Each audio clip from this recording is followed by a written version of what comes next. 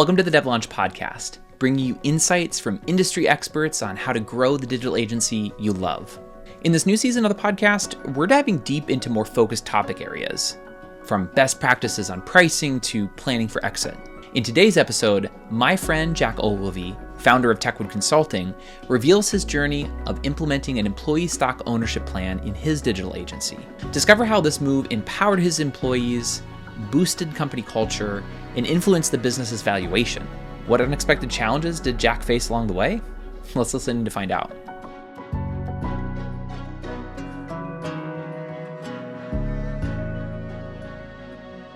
Well, Jack, I really appreciate you hopping on the show today. One thing I'm really excited about is you are actually episode number 1 of this new season. Oh, cool. And, our mutual friend, Chris LaFay, had spoken very highly of you. He's like, oh man, if you wanted to interview somebody on your podcast, you should totally talk to Jack. Nice of them. And when I heard that you had an exit, well, technically, I guess 2 exits under your belt, I was like, oof, we have got to talk with this guy. So I appreciate you hopping on. We're going to dive into that today. We're going to be talking a lot about that. That's great.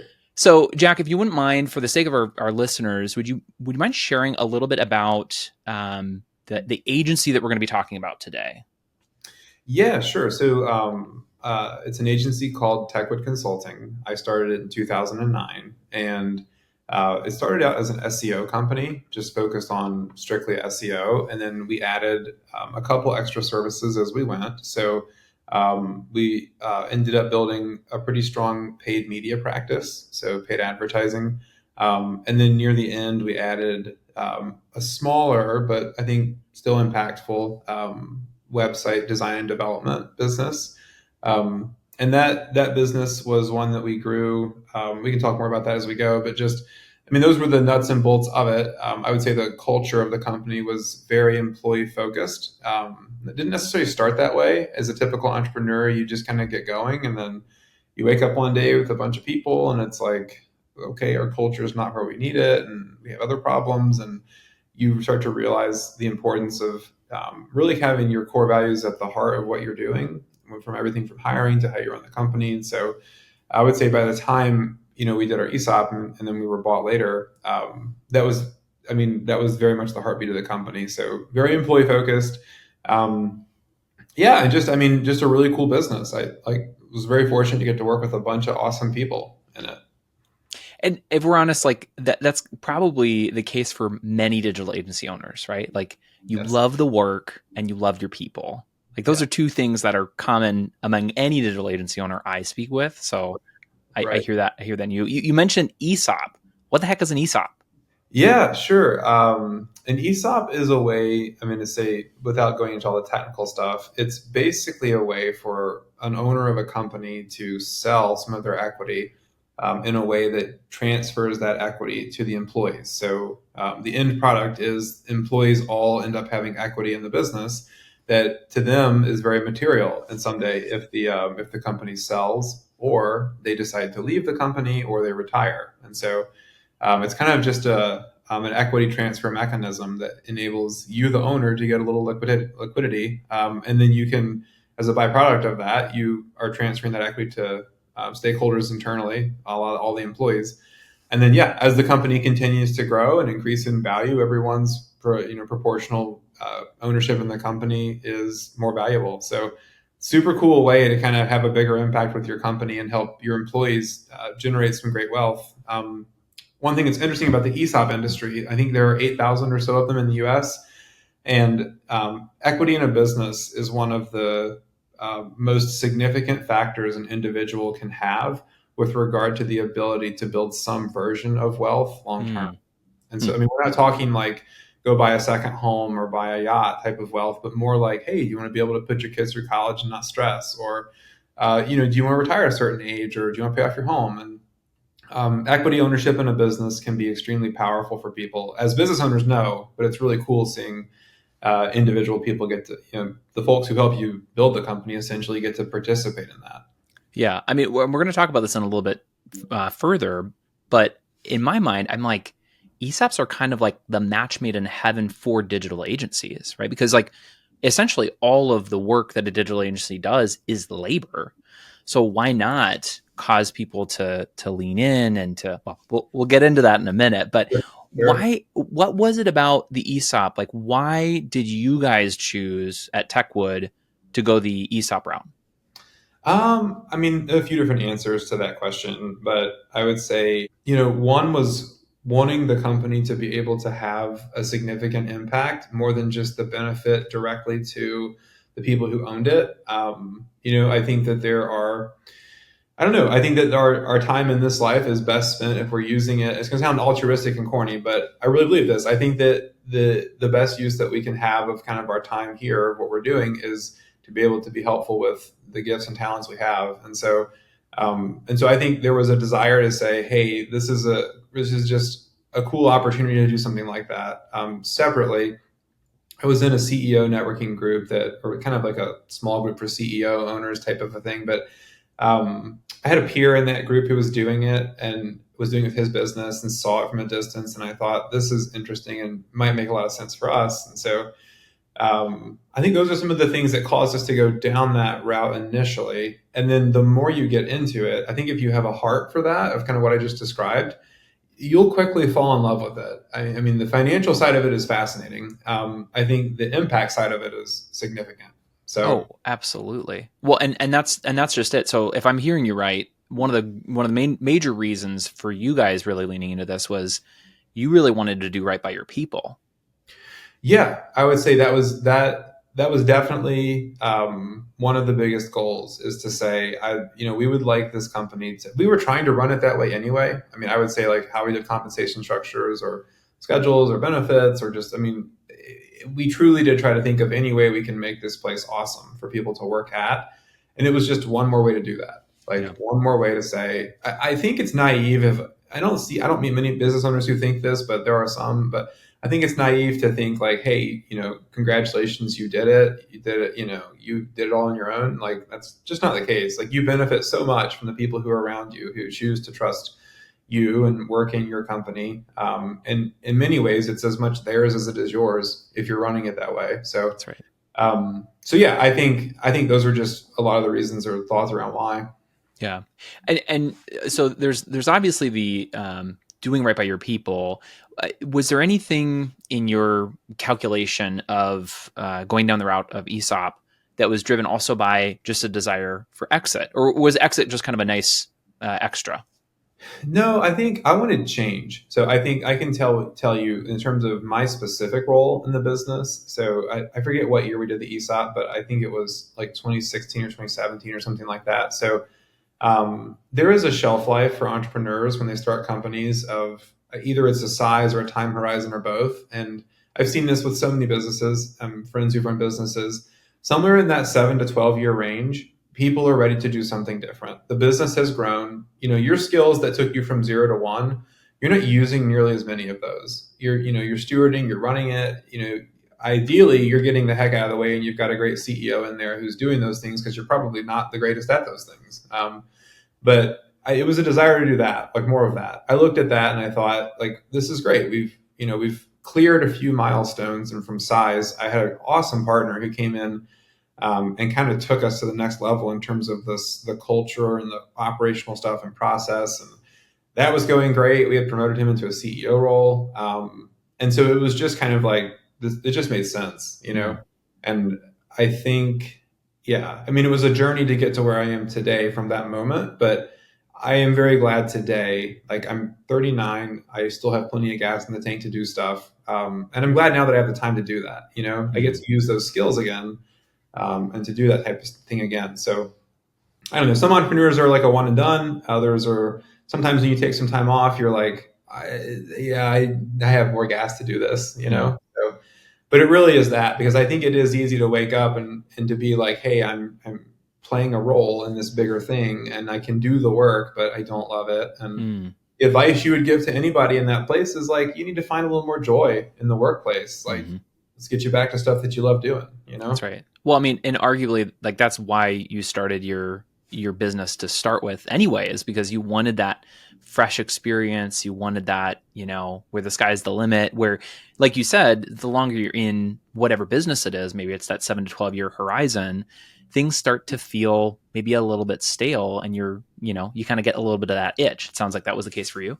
Yeah, it is. And I think it's interesting. You're a little better at it. Like you're wiser. I think, God bless the people who dealt with me when I was a manager early on because I had a lot to learn. And I don't know. I am so thankful. I've told them this. I'm thinking of one person in particular, but just as she was so patient with me as we did, I was trying to figure out how the heck to even lead people. But you just get better at it. Like you get better at those things. And so then you start something new and you're not going to repeat the mistakes you made the first time. B, you have the context of time. Like, I'm not 23, I'm almost 40.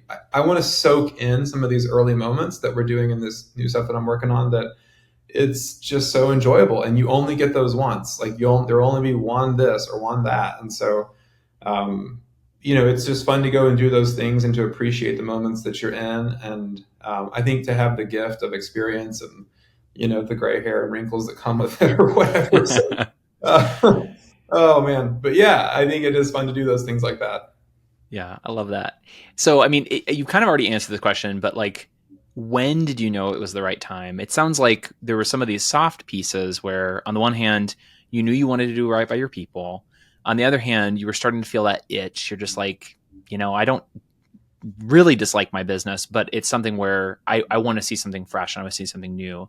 So from an exit standpoint, like that was the impetus for the exit. Were there any other factors that told you now is the time, like the when question was answered for you? Yeah, I mean, I think a good time to do a transaction is when you've booked several years of good growth and good profits. And so, you've got that, and you look back at the trailing 3 years of P&Ls, and it's like, okay, good, we've posted 3 strong years. I mean, we were consistently profitable. We'd had years though where you'd be like, we got to this size and we kind of stayed at that size for a few years, or maybe you even went down a little bit. This was like, I mean, in the long term, the whole thing does this, but we were in a moment of good, like 3 good years. And that made sense. I think there was like a novelty to the financial impact. I mean, I'm not an independently wealthy person. I don't have money from a family or anything like that. So, you save in increments of thousands and ten thousands of dollars over time, and you build up a little bit of money doing that. But there's obviously an opportunity to put a little bit away. And so, when you do a transaction, and so I think there was that too. That's like, yeah, I forget how old I would have been at the time, but like it'd be great to bank some proceeds at this moment. And we didn't go out and do anything crazy with that, but it was just like nice to move that equation forward a little bit. Um, and I think now in hindsight, I'm glad that we did that at that time because I think that also opens up options for you later. You Mm, can bank some proceeds and you don't go blow them all, you put them in the market or something, they're going to grow and then they're there and you can do stuff with that money later. So yeah.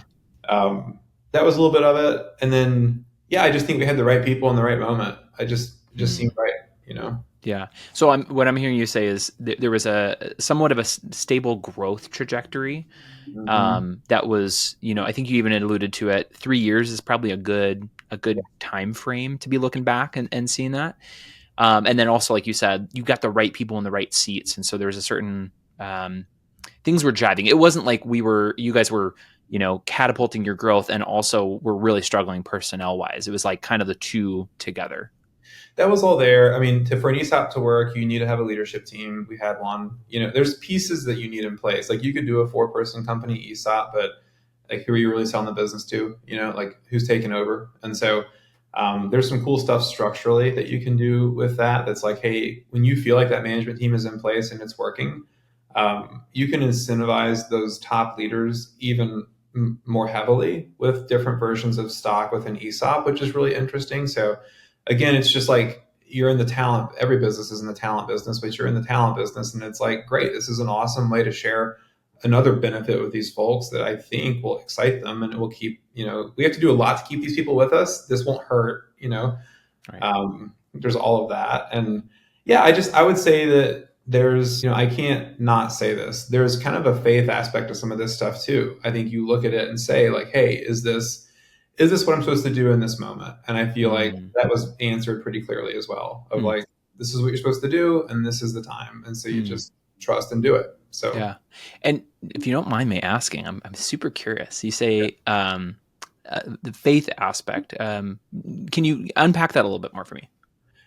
Yeah, sure. I mean, so I'm not a religious person necessarily in the sense of like, raised in a church and all that good stuff. But I would say that as a person, my faith is something that showed up later in my life. I had a really tough childhood as a kid. I had a lot of trauma and PTSD and stuff to sort out. And um, I came to know God and have my faith show up much later in my life, but in a very personal way. And Mm, so, in a way that you would say, like, oh my goodness, there's this person, and this is like this amazing fatherly presence that's in your life. That's like, mm, God created you, God loves you, and God is here to help you succeed, and is also here to help you see maybe how to love other people really well. mm, Because it's not necessarily in my nature to do all that. I mhm, have a tendency to be selfish, and I mhm, don't know, it's just like the human condition. And so mhm, but tapping into that was game changing. And I would say that from the earlier years of my life in the business world, it has been very based on like, I feel like my job is to show up and it's like do my job, but almost get out of the way and let God take care of the other pieces. And mhm, so, um, and I do feel like in this case, that was again something where there's times where things are just louder and more in your face of like, mm, hey, this is kind of what I want you to do. And you just trust and do it. And mm, so I look back hindsight and it's like, yeah, I think that was, I think I was hearing that right, mm. So And you felt that you felt a pretty clear calling, like in this moment, that's where you really felt like God was saying, move in this way. yes, yes. Okay. I mean, it happened in, I mean, like the third person we hired, this Mm, woman was incredible and just was a gift from God. And she ended up being this massive anchor in the company, and she stayed with us mm, the whole time. And the company that bought us later, she's there. She now leads like 75 people at that company. mm, She's just remarkable. It was this massive gift. And I was not the best leader early on. She's so patient with me. And so mm, I just, that like, oh, you gave us a patient person, a resilient person, someone who would stick it out. I don't know, mm, deal with me all those years. The same thing happened again with this leader who took us forward culturally, and mm, just these gifts that come, and you're so fortunate to get to work with these people, and yeah, you just, I don't know, you realize that I I feel like our time, while we're here and while we're alive, is like we can get it twisted with money and resources in some ways of like, America or the world wants us to quest after X million dollars, yeah. and stuff is stuff. Like stuff is nice, but you get to a place where like it doesn't make a material difference in your life, and but you can be stuck chasing it regardless. And I'm gonna go on a soapbox, so I'll try to get off of it. But No, this is great. Please keep going. I love this. no, but I do feel like you start to realize you just are, I feel like I was given certain abilities or gifts that were to be used to create impact in certain ways, and Mm, I'm good at a couple things, and so and this was just again one of those things that was like, yeah, this is good. Like this is what I wanted you to do with this business, and go ahead and do it. And I think later, then when it got bought 3 or 4 years later, you're like, oh yeah, that was a great move. All these people got some good benefit from this, and mm. um, I don't know, but yeah, does that answer your question? That's great. No, I'm really glad that you went that direction. It's one of the fun things about these types of interviews is like you don't know exactly where things are going to go, but I'm actually really I'm so encouraged to hear that because man, Jack, you're speaking to something that I really hold firmly. Like, right, I'm a finance guy. I'm a fractional CFO, and Sure. I will be the first to admit money is not the main objective here, right? Like you're saying, there is a greater impact that Yeah. we are on this planet for.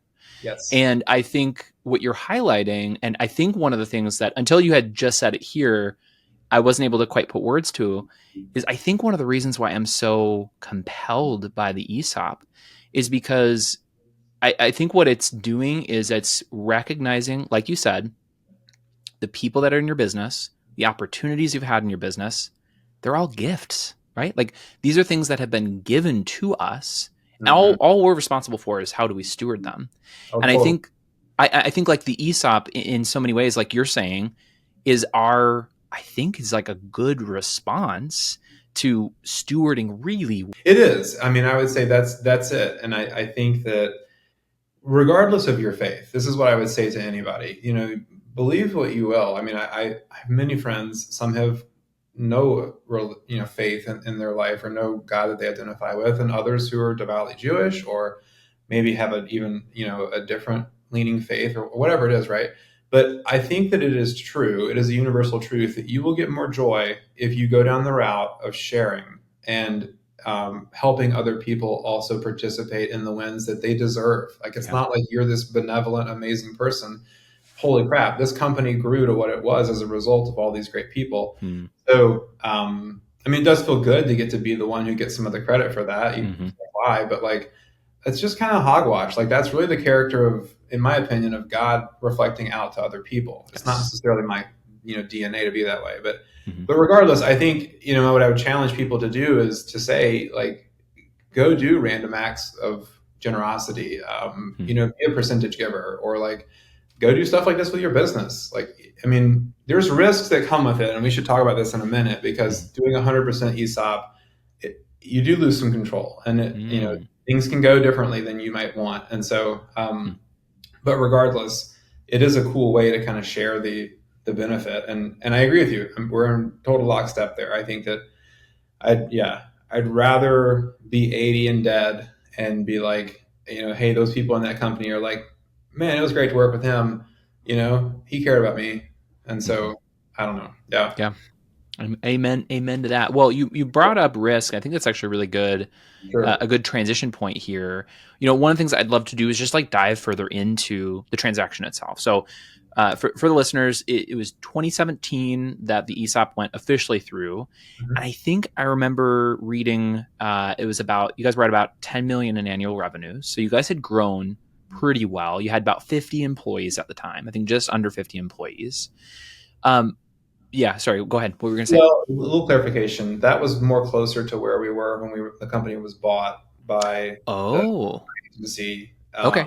For the second time it was sold, but a little bit smaller version of that. Let's say like 5 to 6 million, Got it. a few less headcount, but yeah, That's actually super helpful because as I've been talking with some people, I mean, correct me if I'm wrong, but yeah. I think probably like the ideal spot to really start considering ESOP is probably in that 5 to 6 million in revenues if you're a digital agency. Would you agree with that? I would agree. I would say that the biggest thing that I think that matters is knowing what the owner wants, or the owners want out of the deal. So, if you're going to stay on and work for 5 more years and slowly work your way into other people doing things and you backing out, I'm assuming that you want to move away at some point, whether that's a board role, or you want to be less involved, or you want to be totally gone. But the pieces for that to continue to exist without you need to be there. And so at whatever size that is, that's an important piece. There's other factors, like the multiple that you're going to get on the business is different at different sizes. I think agencies that are doing above $1 million of EBITDA are worth more, and they are not projects; they are companies. Hmm. Anything less than that is typically a project. Like, Yeah. so they're worth a lot less. And I think that there's that too. Like, what do you want to get out of it financially? 100%. But And I think maybe to unpack that for just a minute for people who are listening, because one thing I had mentioned is 5 to 6 million in revenue, right? So that's top line. You're right, talking above a million EBITDA.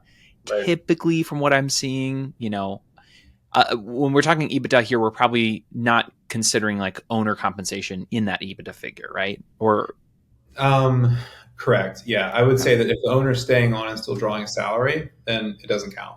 Yeah, If the owner's going away, then maybe that falls into that EBITDA bucket in the right. valuation calculation. But you're right. Yeah, I Yep. mean, like, I would say for us, we looked at it as the profit the business was generating, aside from the W-2 earnings of the owners. Yeah. So, and maybe you can't remember this, but I'd be Yeah. curious. Yeah. What were you guys at? What was your like profit margin? So the very bottom, what was that percentage? Are you looking 20%? Where were you guys at? We were closer to 30. Like, I think, Wow.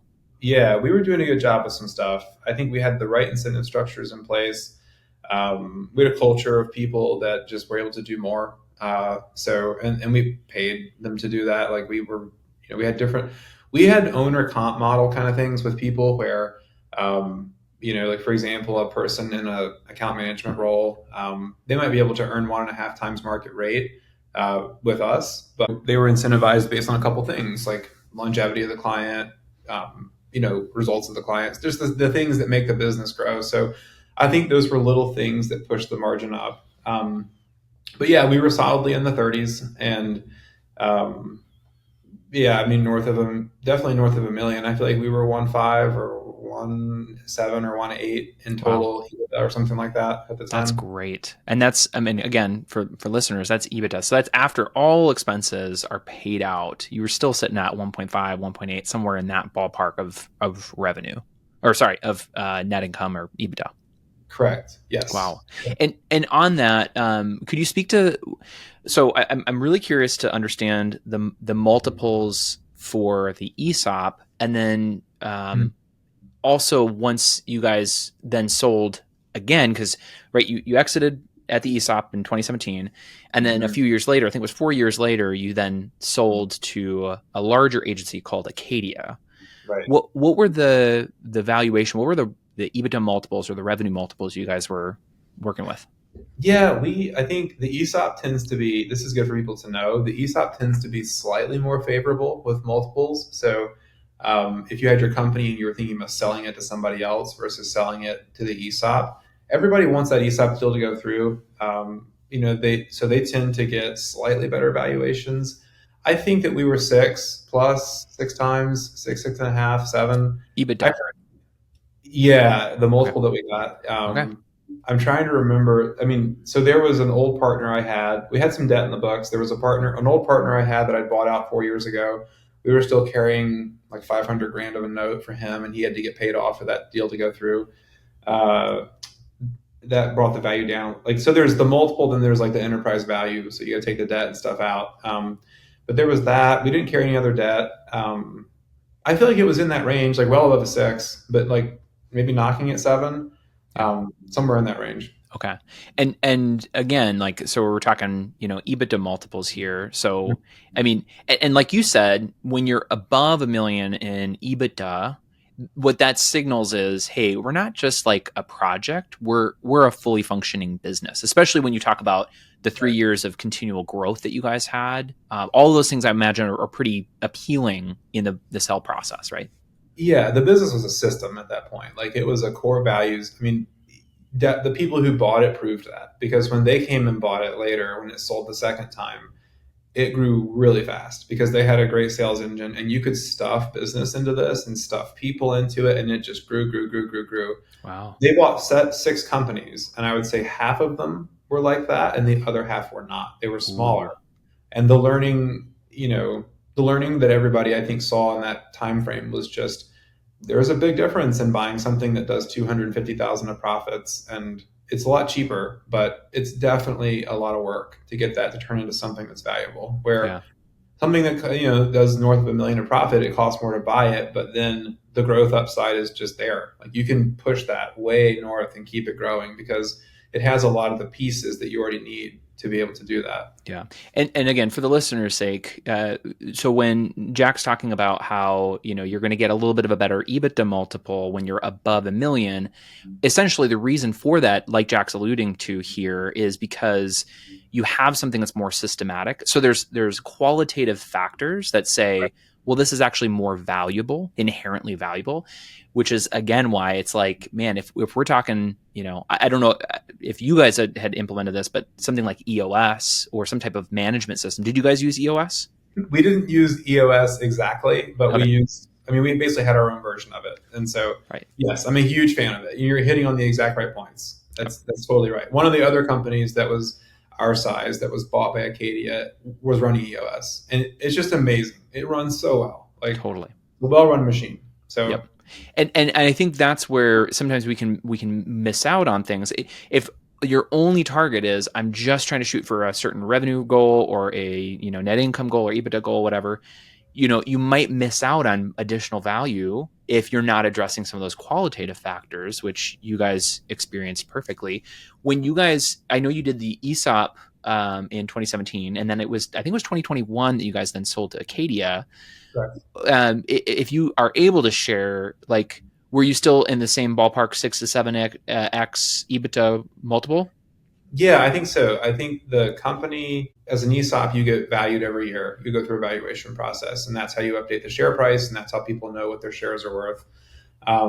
And so we used whatever most recent valuation we had had, and then for an ESOP to sell to a third party, The ESOP would say, I'm more interested in staying myself unless you pay me a 20% premium on what my most recent valuation is. Oh, So for a deal to go through, um, they have to look at that valuation and say plus 20%, and that's the price. And so wow. now I would say that it was just a number of unique circumstances, though, that brought that about. And so here again, maybe this is a God deal, or maybe other people would not see it that way. But the people who bought us, I had known that the founder of Acadia, I'd known him for a decade. I would say like work friend in terms of just comfortable, knew him, knew what he was about. Think even more highly of him now after the fact. Think they're great people and they did a great job with the company. So there was comfort. They were just starting. They bought 6 companies in 18 months and they put them together. And they needed a foundational piece. And so when he called and was looking, I was like, well, he was looking for advice on how to go buy agencies. And I was like, well, sounds like you need a foundational piece. Maybe you should look at us. And he did. And I think that made sense for them at that time. I don't know that they would go and pay that again. I think that for them, it was like, good, we can get this hub, we can glue other pieces to it, or we can mesh it with bigger, chunkier acquisitions.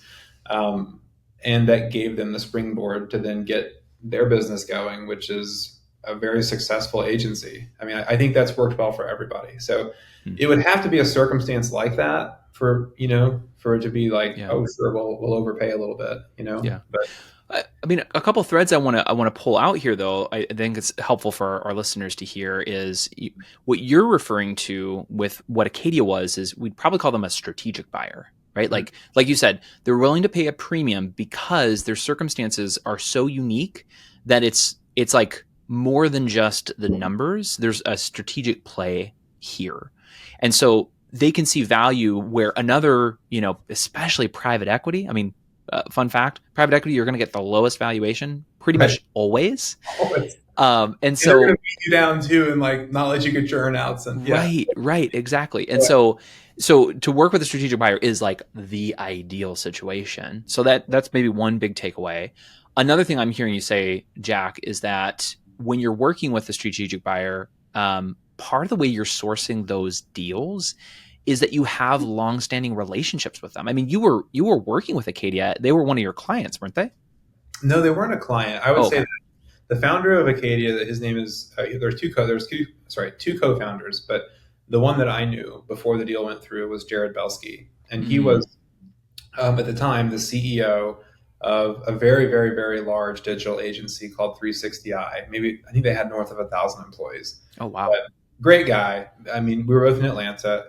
He was very others focused as well. Like he did a great job of getting to know other agency owners in Atlanta. He was always super helpful and super approachable. So at times I'd reach out and I'd be like, I think I had met him initially through a friend of a friend, and then we had a breakfast, and I found him to be the perfect mix of like a really funny, down to earth guy who had a ton of knowledge, and so that led to like we kind of got along, and we'd meet up every now and then. I might ask him questions, but I mean that was there. So it. I think the advice I would give to other people, the thing that I think is interesting about that is you don't necessarily know what relationships you have that might turn into something later Hmm. where either somebody else's circumstances change and you have a great history and they think highly of you and you think highly of them, or something like that. But anyway, I think that that was how that came to be. Hmm. But again, I mean, like you said, you knew him for like a decade. So it's not like you guys just met yesterday. No, no, and there was a lot of value in that. I think we hadn't worked together before, but yeah, I did know him, and I knew there were things that I assumed about him that I think ended up being very true. Like he has an incredible network. I knew he would be an incredible magnet for new business. So um, I was very confident that they were going to do all the things that they said they were going to do, and they did. Hmm. Hmm. They went and they bought these companies, put them together. So So I mean, there was comfort both ways, right? So it wasn't just like you were trying to position yourself in a way to get a nice, sweet exit, but you were also considering who is going to be buying Techwood because you wanted, again, still to do right by your people. yeah, I mean, I honestly would say we were marching along in the world of blissful ignorance as an ESOP. Like, this is great. This stock value went up, and when people will retire or leave the company, their shares will turn into something. We weren't trying to sell the business. Hmm. It just came up, and when it did, I talked to my partner. I mean, there's three people on the board, so I talked to my partner, and then I talked to the third board member. You have a fiduciary responsibility to look. Like if it comes up, you have to look. So Oh, interesting. you can't not do that. Like that would be bad for the employees. Why would you not look at a deal if there was a deal? So Right. and so we talked about it, and we were like, well, let's see what they have to offer. But that was it. So, but I would say, yeah, just to clarify, we weren't out looking to sell it. We were happily doing what we were doing, just kind of marching forward. Hmm. I mean, had you had other conversations with other potentially interested buyers, or was this really the only conversation you guys had? Only one. Wow. we we weren't looking. Yeah, it's so funny. I mean, like I have friends who have agencies and they hire a banking firm and they go out and run a process. Or Right. one of the bigger companies that was about our size that Acadia bought came through one of those, and they took a bunch of Mm, offers, and nothing wrong with that. I think that's great. You decide now is the time and you go do it.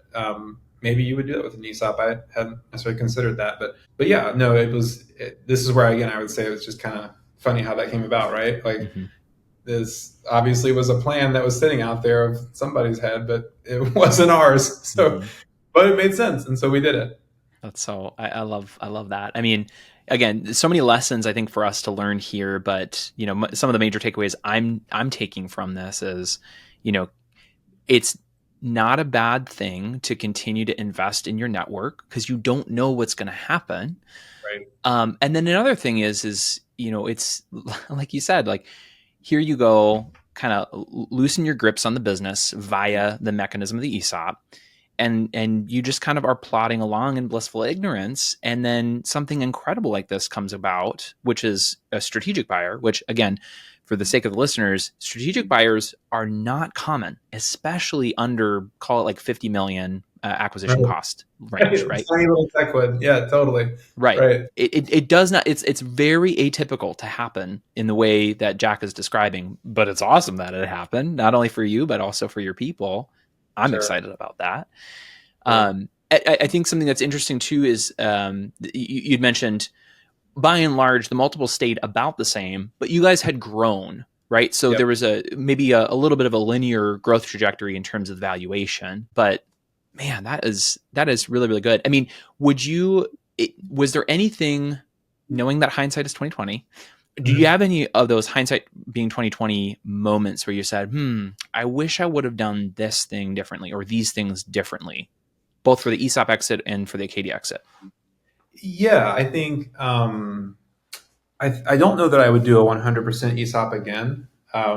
So, but my goals now are different than they were then. So, I mean, I think for Techwood that was great, but one thing I wanted to mention earlier is if you do a 100% ESOP and somebody shows up and wants to buy the company and things line up and the right people vote yes, the deal goes, and so Mm, it changes. And so I think again, I think the people who bought us, we were lucky in the sense that they did a good job of stewarding that business, but it could just as easily go the other way. Like mm, someone could buy you and it could be a nightmare. They could destroy your culture. yeah, So you just don't have that control. So that would be I one. see.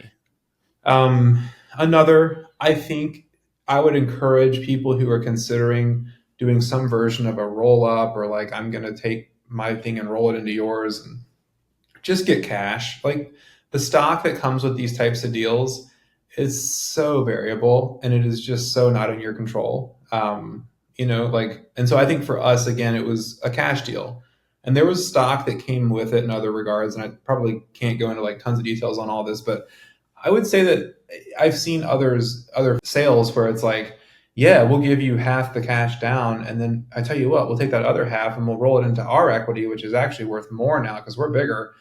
Well, when are they going to sell? Are they Right. going to sell? Are they going to destroy it? Are those Yep. Class A shares, or what class of shares are those? Are they Class Mm, L shares? Like hmm what happens if you want to leave? Can they buy it all back for nothing? Yep. And there's just lots and lots of. So that'd be the second thing I would say. Mm, I don't know. I don't know that I would change anything though in this. That I think it was. Yeah, I think it went the way it was supposed to go. yeah. So, I mean, from what you had just said, number one is be cautious about doing 100% ESOP. Just if for nothing else, just having to do with if you need to retain control for making an executive decision, if you really think that it's in the better interest of the business as a whole. And then the other thing is, where possible, prioritize cash in your deal. And I'm actually really glad that you said that because, so my background in corporate America was like I was working with publicly traded companies. And so I got to see the back end of when publicly traded companies would buy smaller private businesses. Mm. And like you said, when it's a private company, it's not to get that stock, it's not very liquid, right? You can't just go and sell it on the open market. No. When you are a publicly traded company, it's a little bit different because now you can more clearly see the valuation and you can just go sell it on the stock market, assuming you don't have any restrictions and stuff like that. So I think that's actually a really, really good point.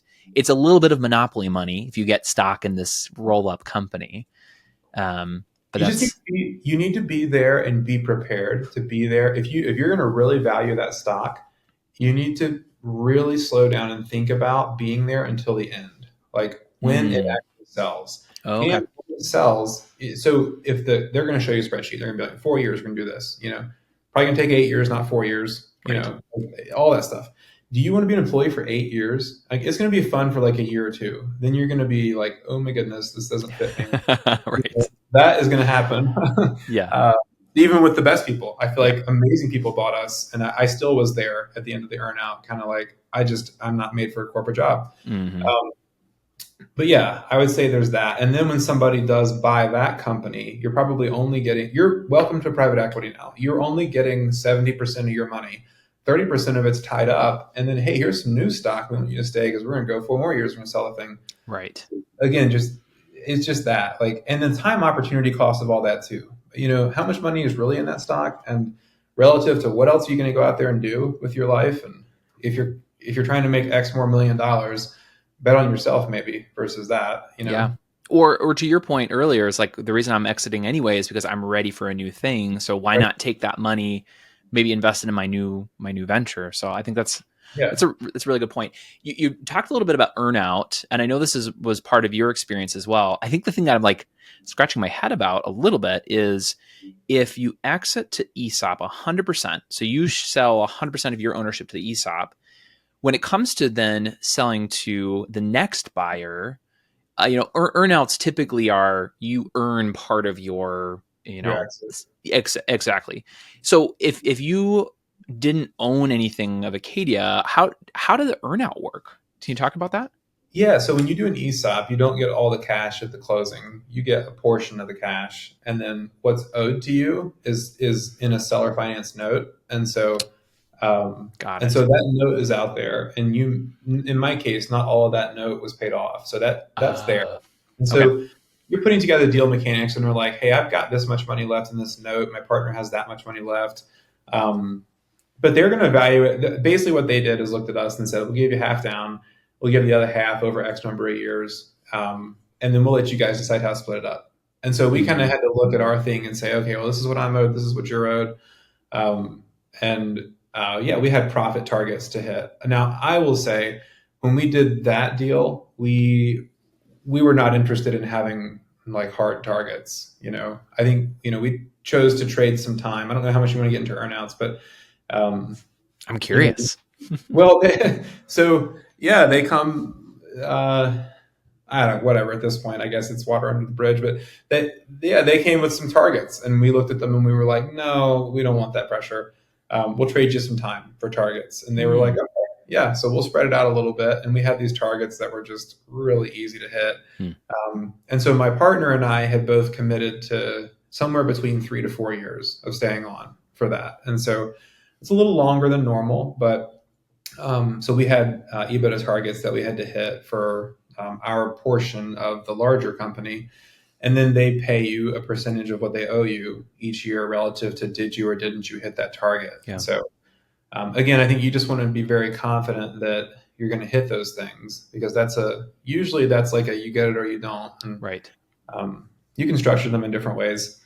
And then you'll get overhead applied to your P&L is the other thing I would say. There's just more overhead in bigger companies. So, where it was easy to make 33, 34% profits, now it's like 34 turns into 20. Oh, yeah. So quick. Oh, yeah. Oh yeah, there's a CEO, there's a CFO. They got a huge office, Yep. all this stuff. Very, very, very true. Okay, that makes a lot of sense. I mean, you were saying 3 to 4 years is maybe a little bit on the longer end for earnouts. I mean, from what I've seen, earnouts are anywhere between like 1 and 2 years. So I Right, think that sounds about right.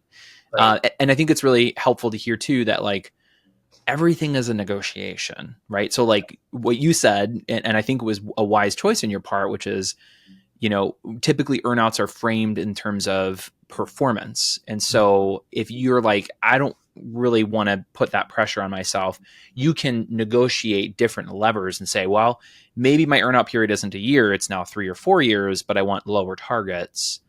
And then you can get 100% of your earnout. That's right. Yeah, they essentially turned into guaranteed payments because if this was the trend that they wanted you to hit and you start doing this, there's all of that. So yeah, I think you totally nailed it. That's it. Just negotiate what's important to you, and try to be. Entrepreneurs are so optimistic. It's like just try to be realistic Yeah. too. About what's possible. I mean, especially when you're no longer in the seat of driving all decisions. Like you now have to have some tiered decisions, right? Because like you said, there's a CEO, there's a CFO, there's other people involved in decision making. So you don't necessarily have all that license to do things according to how you see them needing to be done. Totally. Yep. You nailed it. Yeah. So and I think we already talked a little bit about the hindsight. When I think about exits, I usually think, especially when we're talking about millions of dollars worth of exit, I'm thinking, man, just like go unplug, go like live on a beach somewhere. Like, what did day to day life look like when you stopped? Because you're no longer at Acadia. You finish your earnout period there. Yep. So what changed? Like, what is life like for you right now? Well, I think one thing we did that I think was fun, and I would encourage others to do this and like figure out your version of it. Is we did two things. We decided when the Acadia was completely done, like when we finished the earnout, our kids were 10, 8, and 6. We said we would love to take a trip to Europe, take a fun vacation as a family, and go. And so, like, we're in the process of planning that now. And that's going to be a hoot. I feel like we are in the phase of life where we are just banking memories and maxing that out with kids. And selfishly, I'd love to do that trip. That sounds like a ton of fun. So my wife is super geeked about it. So that's going to be fun. We're going to do like a Greece and Italy thing, and it'll be super Oh cool. man. So I'm excited about that. And then, um, we always lived in kind of a normal house, like a little 4 bedroom with, whatever. And it was a great house, but we splurged a little bit and we didn't build a mansion. We built a home that was exactly what we would want, accustomed to what we want. And it sounds materialistic, but that has ended up being something that we have totally enjoyed and just absolutely loved. It is a perfect place to host. We live close to family. We have family over a ton. We put a pool in our backyard, and our kids are the perfect age for that. And they swim, swim, swim all the time. We have so many memories that come from all that stuff. So um, I mean, those were a couple of things. No beach for me. That's not really my wiring. So I had always, again, this is a bit of a faith thing, but like I keep a list of business ideas as they come up, and I want to watch them over time and see like, do they have staying power? Is this Mm. something I'm still passionate about? Because business is hard, and you need to be able to handle that if you're really going to do something. But I had an idea on a list for a long time, and another part of that formula is you need the right people. If you don't have the people to do it, and ideally like the cheat code of incredible people to do it, you just don't do it. And so I had a person become available who's incredible for this business that I want to do. I've had this thing on a list forever, so I've got my fingers in that and kind of getting that going, and that'll officially launch early next year. So doing that, and then a little bit of consulting. I've got a few different digital agencies I work with, and I consult them on some of the stuff we talked about today. And that's been probably twice as much fun as I thought it would be. I was interested in that because I had people approach me and was like, sure, I'll try this out. But it's really rewarding. Like you get to help them answer questions that they are really struggling with, or like they're plateaued with growth. They don't know how to sell the business, or all that kind of stuff. So that's been kind of fun. And I feel like you're getting to participate in other people getting to the place that they want to get to, which is really cool. So, but yeah, and then I think just being very intentional with time. Like I have a schedule I keep, I have a routine that I keep. I'm inflexible with it in some regard. And yeah, I would say that's kind of the mix at the moment. It's good to hear that, the end point is not exit. There's a lot more to be done. I mean, like you said, you're 39, you still have many more working years ahead of you. I think reclaiming that work is not burdensome. I mean, it can be burdensome at times, but work fundamentally in and of itself is a gift. It's something that brings enjoyment, and it's something for us to enjoy as a gift. And so it's good to hear that even after a successful exit, you are still in the mode of like, yeah, I'm going to take a break for a little bit, but I'm still going to get back into the work world. Yeah, and I would say there's a lot of thought that goes into that. But I was telling my wife this the other day. It is like, if it doesn't feel like this, don't do it. But like for me, it feels like an adult playground. Like I 100%. really enjoy it. Like it's super fun. And so I didn't know if I ever would want to do that, to be honest. We sold to Acadia, and I was like, good, I'm done with all this owning a business stuff. Like Right. It's so stressful. And probably like after 2 years of having a job, it just came back with a vengeance. Like, oh no, I'm not done. No. Like I have so much energy for this now. And it surprised me. I just wasn't ready for that. And I thought, well, okay, here we go. So, but yeah, I mean, I think it's good. And I think it suits me. I think it's what I'm supposed to be doing. I love that. Well, I do have one more question before we wrap up here. And I'd be remiss if I didn't ask it, but you went through the ESOP process, and that's like, for listeners, like that's not an uncomplicated thing. It's a very complicated thing. It typically requires some type of specialist to help with. Who did you work with? And like, would you recommend working with them to help with this? Oh yeah, I would recommend them in a heartbeat. They were fantastic. The group was in Atlanta. They're called Tenor Capital Partners. Two very, very creative guys run the firm. They're probably bigger now. We were on the smaller end of their portfolio, and so I feel like we were fortunate that they took us. To be honest, I don't know, because they do a lot of bigger ESOPs for sure, but they were great. They were totally fantastic. I would recommend them in a heartbeat. They did a really good job. I'm trying to remember how we got introduced to them. They might have been the group that the other company that I knew was using, or I think that was how the introduction came. But yeah, I would say in a heartbeat, you could look them up. I think you could Google search Tenor Capital ESOP Atlanta, and you'd find them. Awesome. We'll try to add them to the show notes for the podcast as well. But yeah. Jack, I really appreciate you taking some time and sharing your experience. If people have questions because they've seen this and they're like, man, I really want to understand more. Maybe there's questions we didn't ask that they want to hear more of. Is there a good place to follow you? Socials? Is there an email address? Is there a website? Like, where can people go to continue following your story? Oh yeah, sure. I'm a little active. I'm inconsistent, but somewhat active on LinkedIn. So you could find me on LinkedIn, and then email. So I have a personal website. It's jackogilvie.co, but it would just be jack@jackogilvie.co, and that's for better or worse. I'm a clean inbox person, so I won't miss your email. I'll see it. So if anybody does have a question, I'd be glad to be a sounding board. I love it. Awesome. Well, Jack, I really appreciate it again. This has been very insightful for me and hopefully for our listeners as well. Well, thank you. Yeah, it's a pleasure to be on. Thanks for all the thoughtful questions. And thank you to our listeners. If you found value out of our podcast today, please share it with your friends and subscribe for future episodes. Also, don't forget to leave us a review because it helps other people find us and hear inspiring stories like the one we heard today. If you are the founder of a software development agency, or you know somebody who is, and you'd like to share something exciting that you're up to with our audience, drop me a line at tony@equip.com. That's ACCQUIP.com.